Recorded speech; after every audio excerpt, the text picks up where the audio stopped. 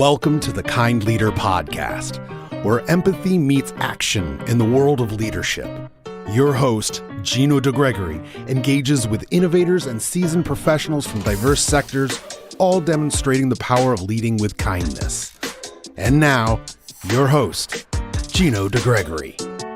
Welcome to the Kind Leader Podcast. I'm your host, Gino DeGregory. Today, we're diving into a fresh approach to leadership, one that blends adaptability, emotional mastery, and personal well-being. Our guest, Valerie Sanjavi, is an adaptive leadership mentor and business coach with over 20 years of experience helping executive entrepreneurs and C-suite leaders evolve into both their professional and personal lives. Why does this conversation matter? In today's rapidly changing world, leaders are expected not only to drive results, but to lead with adaptability, emotional intelligence, and vision. Valerie's approach offers the tools leaders need to succeed without sacrificing their health, creativity, or purpose. Welcome, Valerie. Your leadership journey is truly remarkable. Can you start by sharing a bit about you and your background? Yes. Thank you, Gino, for having me in the show, first of all. So, yes, my background. There is a lot I can say, but I'm going to be concise. So I'm a mechanical engineer, and I have as well a master's degree from an international business school. And I spent, like you said, 20 years in different corporate settings. And among those 20 years, I did 17 years of leadership and management. And then I left the corporate world like an employee, and I've been my business 11 years ago. And like you said in the introduction, it's like I work with different kind of leaders, visionary people, in order to help them, if I may say the word help, because really I don't know if we help, but we are there to support, I would say, into the leadership and to lead their mission. How can I lead my mission? Because, like we say, it's not easy. Sometimes, at the top, it's lonely. So how can you make it not less lonely, if I may say? Beautiful, beautiful. Congratulations on your success there. And I know it's not easy, from your background, starting your own business and kind of helping, as you said, or supporting, assisting, building a platform of where people can come in, kind of learn, right? And grow there. So one last thing I wanted to add, I think you're in France, Paris, France, correct? Yes. Excellent. I live in Paris. I'm French. I spent all my life here, except I spent 7 years in Detroit, Michigan. Okay. So you're familiar with American culture and stuff like that as well. Yeah. So I'm excited. You're our first podcast guest from France. So oh, good. Thank you for being part of this. So the first question that I ask after our guests introduce themselves is, what does being a kind leader mean to you? And thank you for this question, because I know this is your signature question, and it helps us to reflect on what it means to be a kind leader. And so, of course, I've been listening to your podcast, and I think for me, the definition is not necessarily only to be like a nice and empathic and vulnerable leader. For me, a kind leader is a leader who is able to lead from the heart. But what does it mean? Because I always like to say what it means. To lead with the heart, it means to be able to have the discernment which is necessary, when you lead people. And the discernment is not only to be nice, which of course doesn't exclude being nice, but it means as well what is the best for this person right now in the environment. And that's something I did a lot in my life with the team I was leading, is to see if the position they were in was the right one for them. Not in order to make adjustments which were not required by the company, but to see if this person was not in the right position, where can we find this person the right position within the organization? So for me, it requires discernment. That's what a kind leader is. And as well, of course, all the soft skills, which is, being nice, being empathic, being grateful as well for the team. So leading from the heart is that, have the nice discernment. And it's not only, people pleasing, but not too direct either. But this is like, how do I find a nice balance? And even I want to say the nice harmony, Perfect. I think balance and harmony is a good kind of description of what you need to do, because and I've said this before. A lot of people think sometimes kind is just being nice, right? And it's more than that, right? It's a finding that lot more. balance. It's finding that balance of the care and the love and the support, but at the same time is making people accountable. Yeah. That accountability. It's like with children. You love your children, but you want to help them, with the nice skills and the nice ways to be able to handle themselves in different situations. And sometimes you have to be tough, even with your own kids. So for me, this is the same in leadership. Yeah. You mentioned a good example on if you have an employee essentially that fits the culture but doesn't fit the position they're in, and you mentioned kind of discussing it and how do you navigate. Those are kind of challenges I think that are always happening, right? Because we're humans, we're trying to figure out what we want, and sometimes things change, right? So also understanding the employees, and I'll give you an example right now because we're going through a couple of things. We just did performance reviews here in the organization, and the first thing that I always look for folks is like, are you happy? Not just happy to be in an organization, but are you happy with what you're doing? Do you feel challenged? Do you feel like people appreciate what you're doing, and then you see yourself continue to grow in that position? If not, then how can we work together to find something better within the organization if we have something available, or within other contracts that we might be able, or the positions that we might be able to find out in the market, or if the timing with us is not right, how can we help you go find something else, right? Yeah. So, and I think providing that platform or that environment where people can feel comfortable having those conversations is what creates a good environment. Would you agree? Yes, because then you have like the conversation that few people want to have, and it builds trust and confidence. Like if my leader, my manager, the organization is willing for me to be feeling good within the position, that's a good organization where I want to stay. And if the organization is willing to say, okay, this is not the right fit for you, but this other position can be a better fit for you, and then we can switch with another one. That's the best. That's what I want to have, So yes, and it's not always easy because we fear that we are going to lose someone who is, good at what he's doing. Right. And nobody wants to lose someone who is good at what he was doing. And I have a story about that. When I was I was for 4 years, a little bit more than 4 years. I was VP of sales. So I was handling, a big amount of money. I was handling millions, hundreds of millions of euros here in France. And I had one person in my team who was working around the quality about the customer that we were handling. And at one point I told him, are you happy in doing what you are doing? He said, yes, I'm happy. I said, but do you see yourself do something else?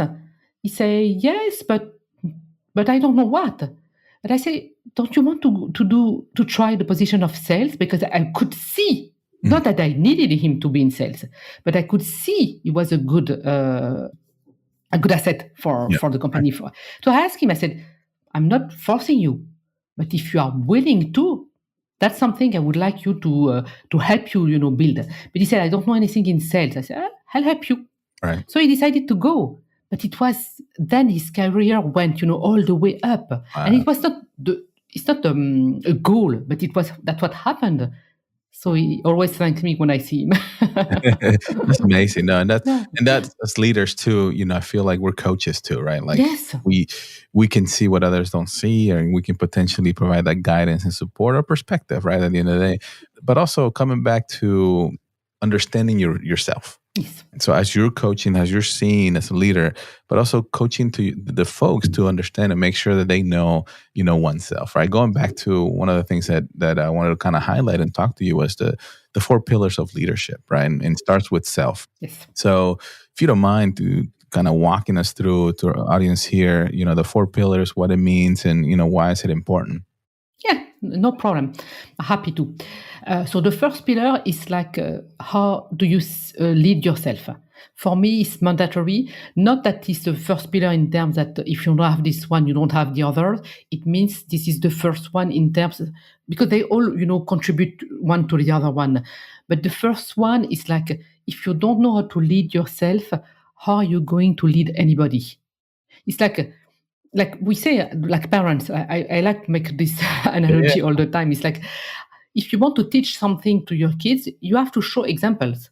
Yep. If you tell them, don't bring the phone, at the dinner table, if you do it, they will do it, and it's done. Yep. So for me, it's like, how do I build being exemplary? Like, how can I bring the integrity? How can I build, my emotion, which is as well the third pillar, but how can I handle my emotions? How can I set the vision? How can I move? How can I be present? How can I build the confidence? How can I foster growth for the people to be able to add more skills, to be more empowered? That's what it is for me. But I have to do it first for me, and then I can help the other one to do it for themselves. So how can I set that in motion, and how can I refine? For me, when I speak with people and leaders, and after even a training or a coaching, and they say, "Okay, that was a good refresh, thank you," I say, if it's only a refresh, we didn't hit the point. Right. Because if it's a refresh, it means you didn't go deeper. Yeah. And that's what I want. Because you can take anything and you can always go deeper. Mm-hmm. So it means we missed the target for me. Makes sense. So how can we refine? And what it is to look at what's going on and to refine all the time. And then that's the way we master something, actually. Right. So that's the self, right? That's one of the that's the first right? Understanding, making sure that, and it's critical because you need to, like you said, it's like if you don't know yourself, you can't take care of yourself. How can you expect to take care of others? And sometimes people think, coming back to kind, right? It's like, I got to take care of serving. I got to serve everybody. I got to take care of everybody. And the last person you think is by yourself. And I don't want to say that is incorrect, but from a perspective, you have to look at it like, if you don't take care of yourself, how can you take care of others? So yeah, and it has set a good example, because if you again do it for the other one, but you don't do it for you, what signal do you put out?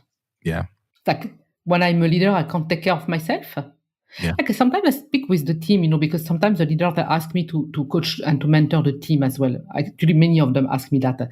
And when they say, but I don't want to do what he does or what she does, I don't want to do what they do. But why? Because they don't have time. They're always, busy, and they don't take care of themselves, and they're burnt out. I say, no, that's not the example we want to set out. It doesn't have to be like this. It doesn't mean it's easy, but no, we don't want to set this example out either. Yeah. So we have to take care of ourselves. And then, so that's pillar one. What are the other three pillars? So the second one is like, how do I lead others? Mm-hmm. So leading others is leading the team, but as well other leaders. So it means like after a while, because I'm doing everything that is in the first pillar and the other one that we are going to see in a few minutes, but because I'm doing that, then people are inspired. Okay, this person is doing whatever they said they would do. They are showing up. They are being present. We can talk to them. We can communicate with them. When we ask a question, there is an answer. Maybe not right away, but at least they are coming back. They foster growth for us to grow in our skills. So then I'm inspired by this person, and I want to follow and keep working with this person. That's what it means to lead others, is because I'm doing the first pillar, that the other people are coming. That's the first part of the second pillar. It's because I'm doing the first pillar, then the team is following. And then, of course, you have as well, like you were saying, like in the appraisal, how can we make you even better at what you do? How can we refine? Where do you need to be trained? How can I coach you? How can I guide you? What do you miss? What is not there? How can we improve the organization? That's all of it. And that's the way we build the trust. Makes sense. That's the way we build the trust. And then because you do that, you inspire others in the company, which are not necessarily in your chain of command, but you inspire others to say, okay, what they are doing that people, all the team, they love this person. Right. What are they doing? Must be something. I like that. It's about the others, right? And about taking care of, after yourself, taking care of others. And then What is the third pillar? So the third pillar is about e-mastery. E-mastery is like the letter E, but it's emotional mastery. I'm going to explain in a couple of seconds. But it's as well excellence mastery, expansion mastery. all of this is not necessarily linked always more money, more. It's not only that. It's e-mastery. And why do I say e-mastery and not emotional resilience? Why do I say emotional mastery and not emotional intelligence? Is because for me there is a refinement in the emotions. How do we handle that? And that's for me is key for the kind leaders. So when I'm having discussion, sometimes we can be triggered, by people, by our own chain of command, by the one that we are, the people we are working with, the clients, whoever, we can be triggered. So if I'm the leader who is triggered and then I'm lashing out at the team or the client, I don't speak well, I'm not saying, I'm yelling or doing whatever, that's not what we want. It doesn't mean that I'm not having the emotions. Of course, I'm human. I'm still human. Leaders or not, I'm still human. Yep. So for me, it's like mastery is how can I, because I'm starting to feel triggered, how can I say, okay, I'm not going to engage in the emotions that want to show up right now. Doesn't mean it's not there. I'm not saying, I'm not denying, I say, no emotions. No, that's not what we want either. Right. But saying, okay, emotions are there, but I'm not going to engage in what the emotion is telling me. I'm going to finish the discussion that I'm having. If I can't handle myself because I know this is too big, I can say, okay, we need to stop this discussion right now, and we are going to, to keep having it tomorrow or the day after or whatever. And then, okay, I stop the communication. I'm going to handle this emotion. I'm able to put the emotions on the side, finishing the discussion nicely. But then later on, I need to go back on what happened, because that's something who was talking. The emotion was there. So what does he have to say? What's the message? What's the wisdom? Yeah. And if I take care of it, then I empty the tank of emotions more and more and more and more. So next time when I'm having this conversation, I'm not on the same perspective which I was having with this person, with the conversation. So I'm not adding on top of this new conversation the old emotion which was still there but not processed. Yeah. But I'm here fresh. Right. Start fresh, like I'm having this conversation with this person, but I'm not coming up with all the emotions which are not processed. Right. And that's what it is. I mean, for me, mastery. You have to do that over and over and over and over again. We are human. Yeah. I mean, it's like, you have to practice it. And I love the perspective of mastery rather than intelligence, right? I mean, intelligence is awareness and knowledge and knowing, right? But the mastery is something that it's a craft almost that you have to keep practicing every day. So I appreciate that. One thing that popped up as you were explaining that to me was, especially in situations where I'm a very passionate individual, right? I like the kind leader, but my emotions, like humans and everything, like I you can feel it, right? Like something is triggered, right? Or something that you didn't go your way. And it's like, your immediate reaction is your emotions trying to come out, right? And I paused myself many times. And I was like, is this the reaction? Do you want to speak out loud with those emotions? Or let's just process. Let's lean into it. Like, why is this bothering me, right?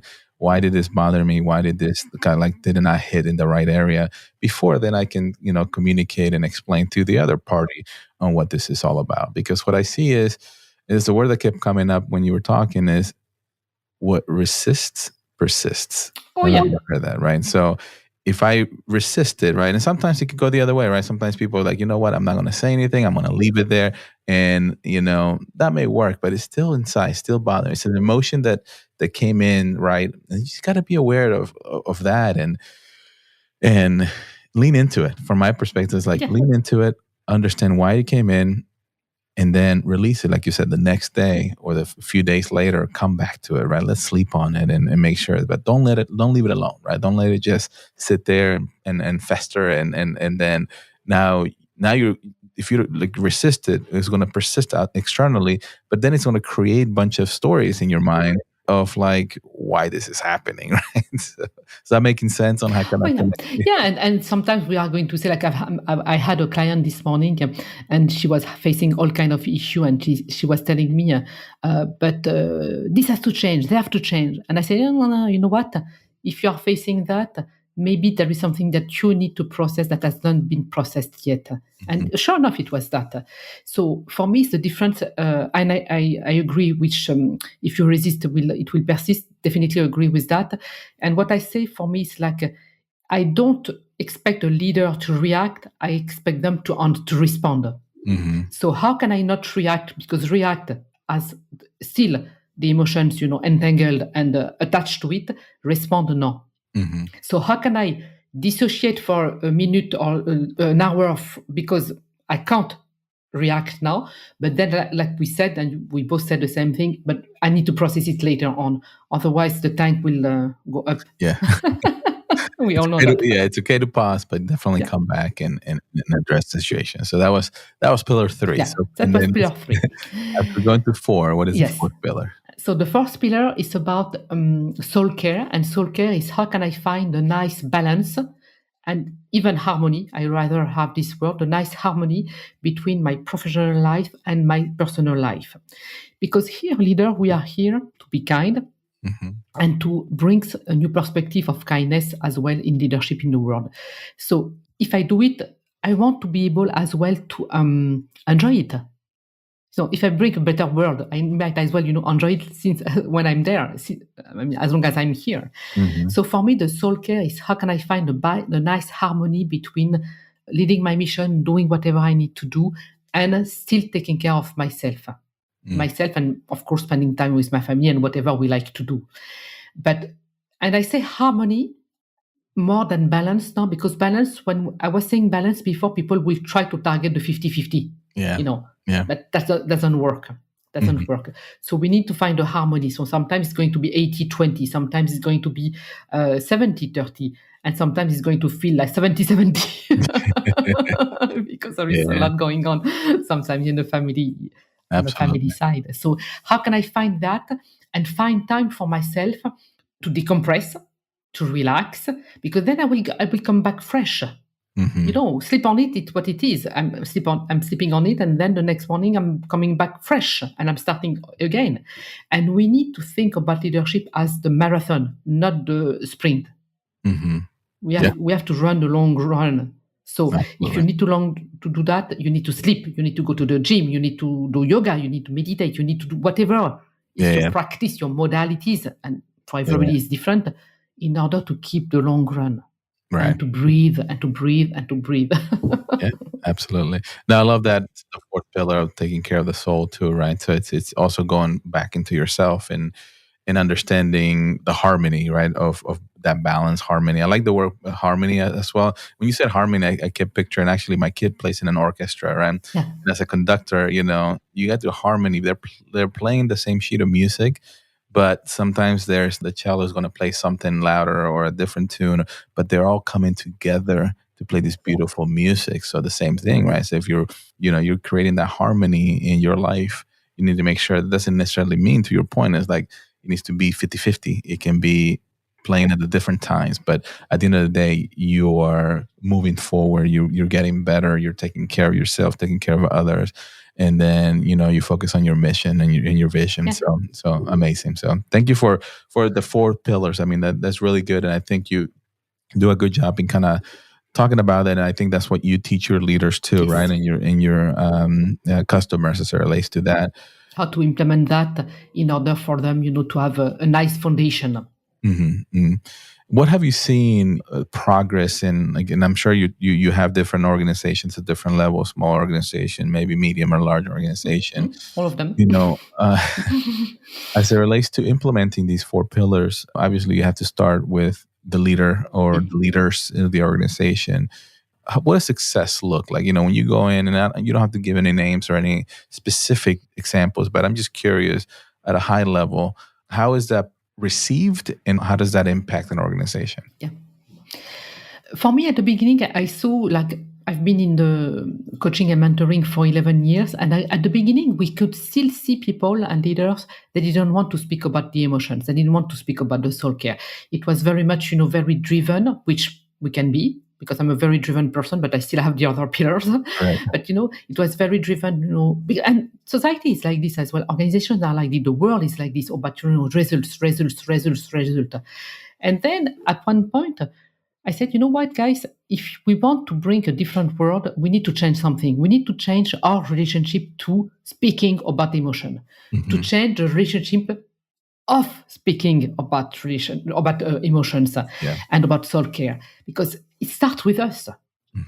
What do we do in order for that to change? It's not going to come from anybody. No, more results, more expansion is going to be the trend all our life.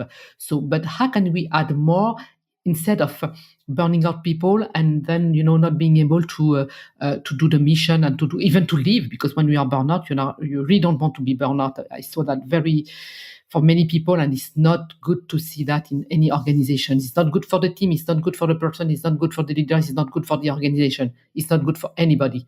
So we don't want that.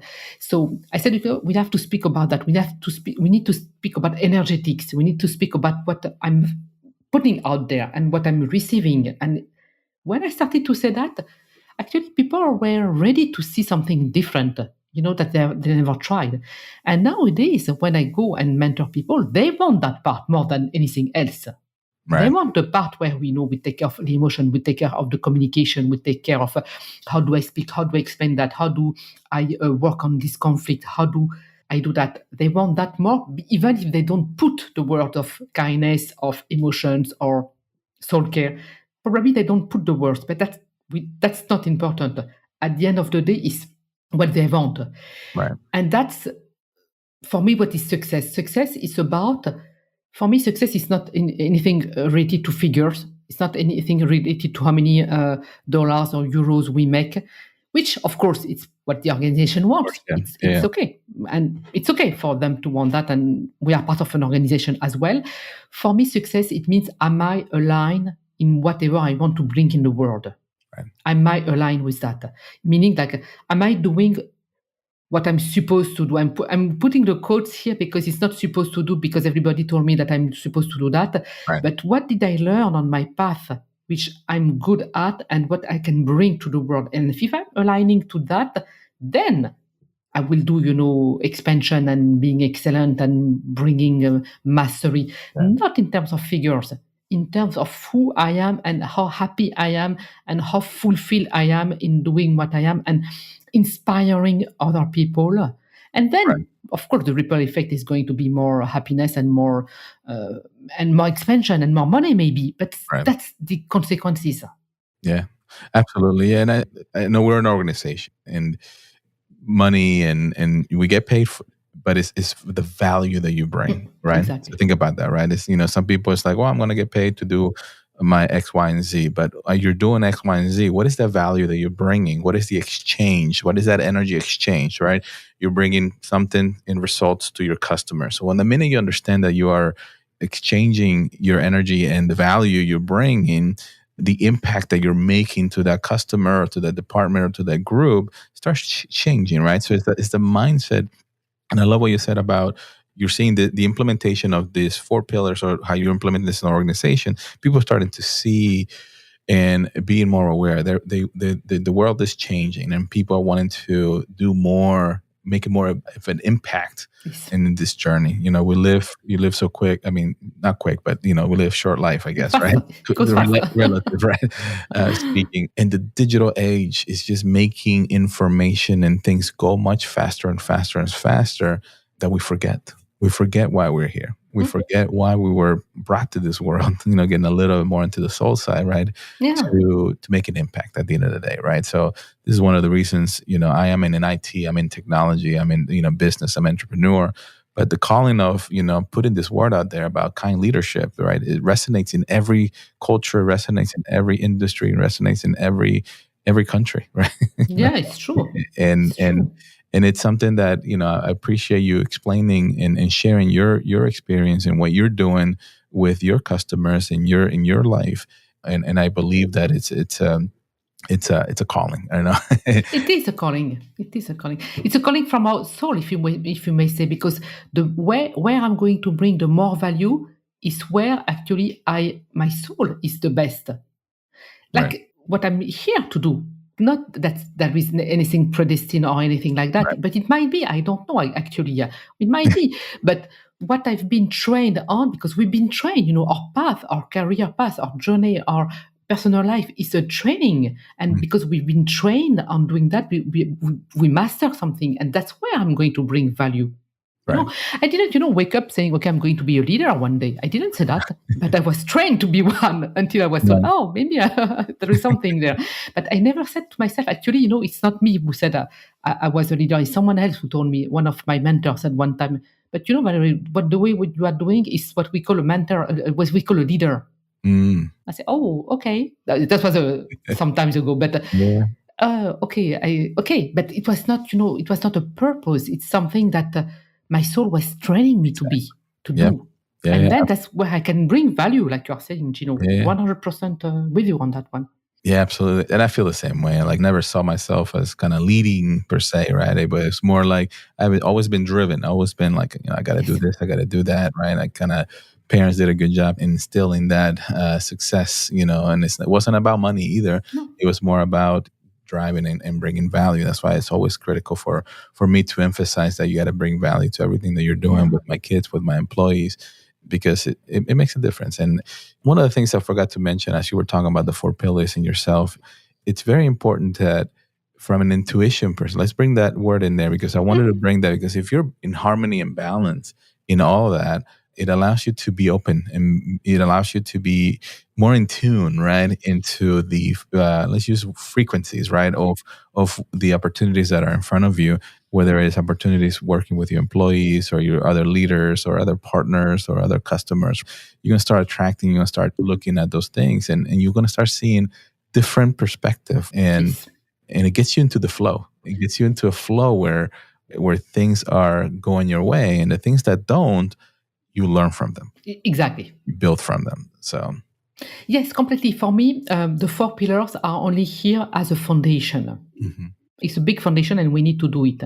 But the foundation for what? It's the foundation to bring, like you are saying, this other thing, let's put the word think right now, which is intuition, which is awareness, which is being able to see bigger, and the ability to handle more.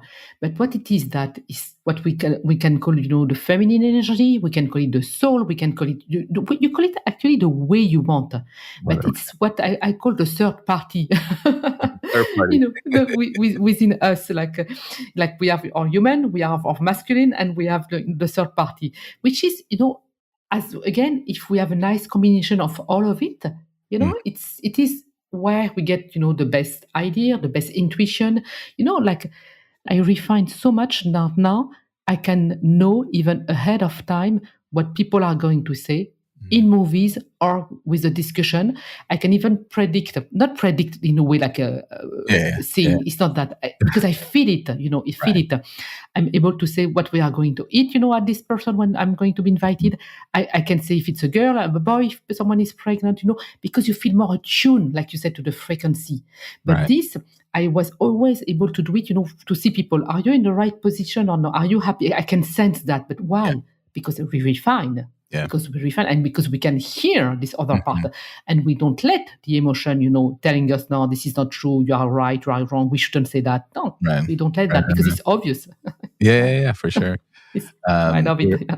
No, I love it. Have you ever read a book from Michael Singer, The Untethered Soul? No, I never read any books from him, but I know the writer. He mentions a lot about that, right? I mean, definitely a good book to listen to.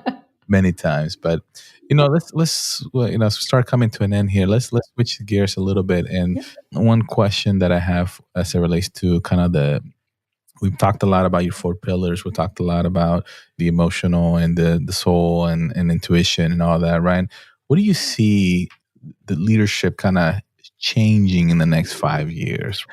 And what do you see it evolving towards, and how do you keep that harmony and balance?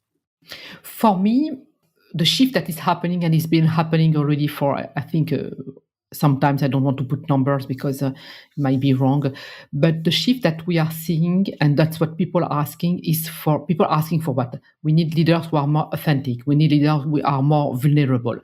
But we need to understand what does it mean that. So it doesn't mean vulnerable that I have to cry in the board meeting. No, you don't have to cry in the board meeting. But I can be like today, I can be frustrated, I can be angry, I can be sad. That's what it is.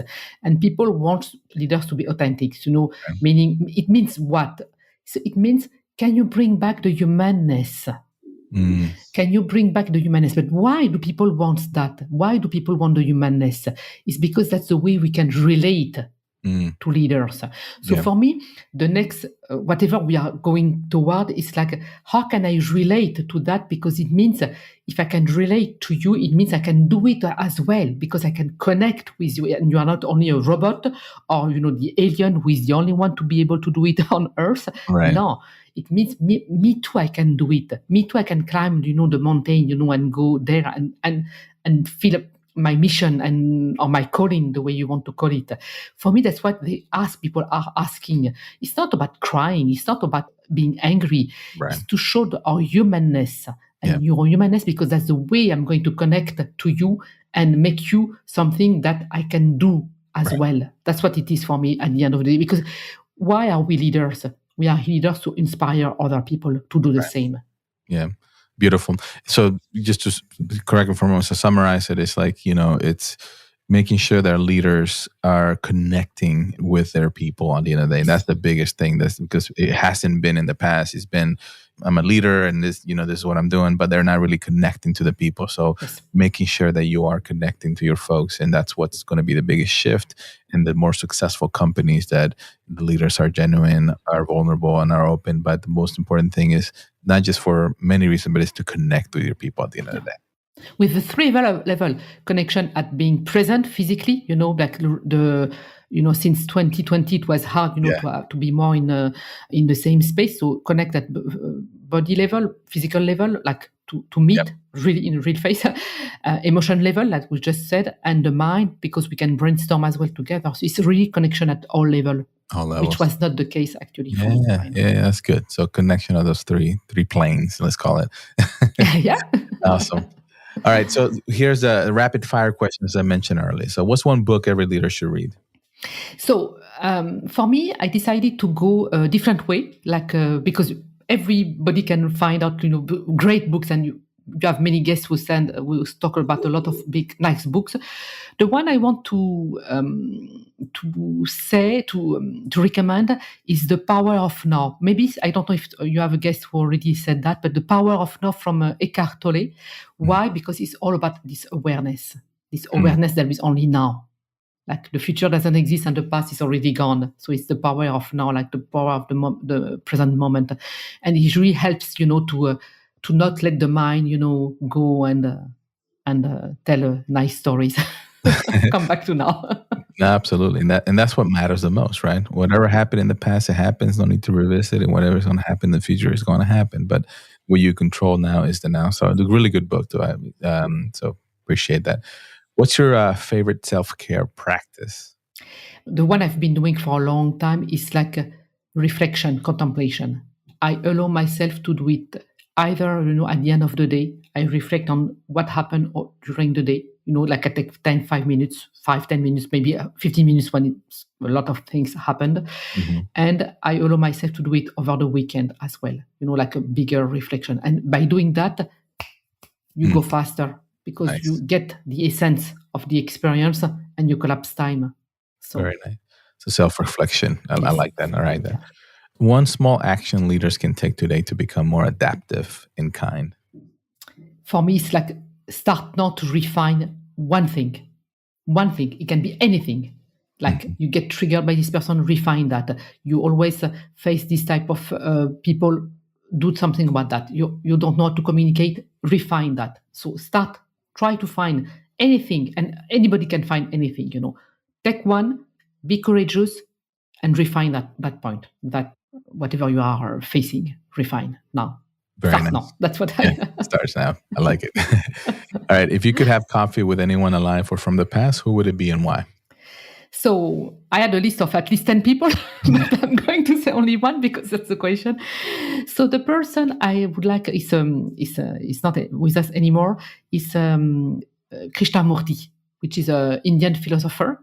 So why this person is because he's a person who is speaking about awareness and self-inquiry, And he wrote many books where he's speaking about, what is the definition of freedom, what's the definition of love, what's the definition of being scared, what's the definition behind.